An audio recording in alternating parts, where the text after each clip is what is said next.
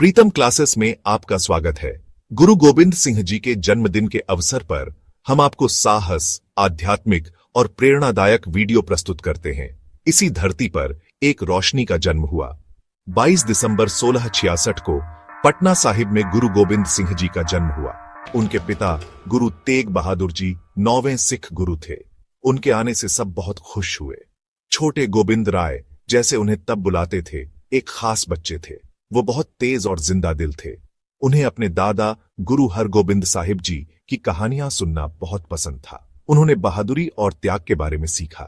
गोविंद राय जी बहुत जल्दी सीखते थे। उन्होंने भाषाएं और धर्म ग्रंथ सीखे। उन्होंने युद्ध कला में प्रशिक्षण लिया। वो एक कुशल योद्धा बन गए, लेकिन वो अपने पिता की शिक्षाओं को कभी नहीं भूले।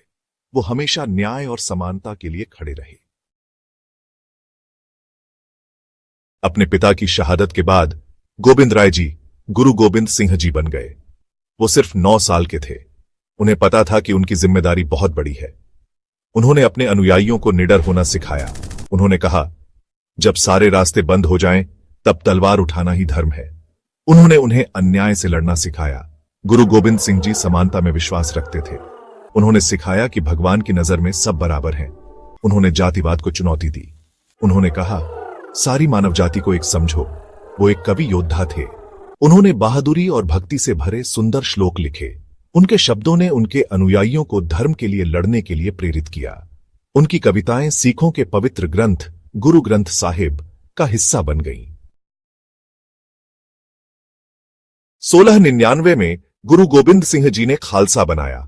उन्होंने ऐसे स्वयंसेवकों का आह्वान किया जो धर्म के लिए अपनी जान कुर्बान करने को तैयार हो। 5 बहादुर सिख आगे आए। वे 5 प्यारे बन गए, 5 प्रियजन। उन्हें अमृत संचार समारोह के द्वारा खालसा में शामिल किया गया। उन्होंने अमृत पिया, अमृता का अमृत।